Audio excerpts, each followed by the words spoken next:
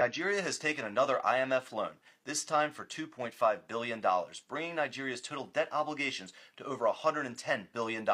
I don't like this deal at all for Nigeria, and I don't think it's an exaggeration to say this is more of an economic hitman type move, and I'm going to explain why. The terms of this IMF loan may seem fair at first glance. It's a $2.5 billion loan at 1% interest rate that will be paid off over 40 years, with no payment due for over 10 years. But here's the problem. The loan needs to be paid back in Western currencies, and the Naira is losing significant value every year, meaning this loan is going to end up costing tens of billions of dollars to Nigeria within a decade. From an economic sense, the effective interest rate would be 1% plus the depreciation of the Naira relative to the US dollar. In the past year, the Naira depreciated 50%, meaning the interest rate would be 51% if the Naira depreciation continues. This is an economy-destroying debt obligation, of course because payments don't start until 2034, when all the current politicians will be long gone when the loan starts to come due. I can understand why this was a tempting loan to take. But let's say the Naira depreciation is only 10% per year, which is very generous.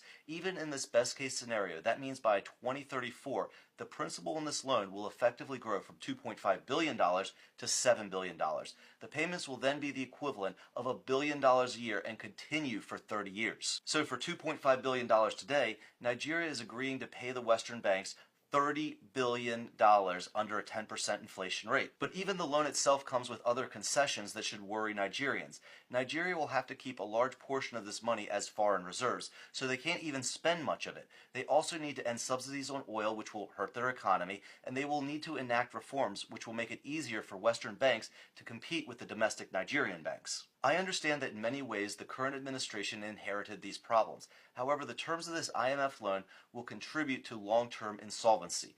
Nigeria has far too many assets, both in raw resources and a talented labor pool, to be in this debt spiral. And the longer they stay reliant on Western banks, the longer Nigeria will operate below their economic potential. But I want to know what you guys think. Do you think Nigeria should have taken this loan and agreed to the reforms that came along with it?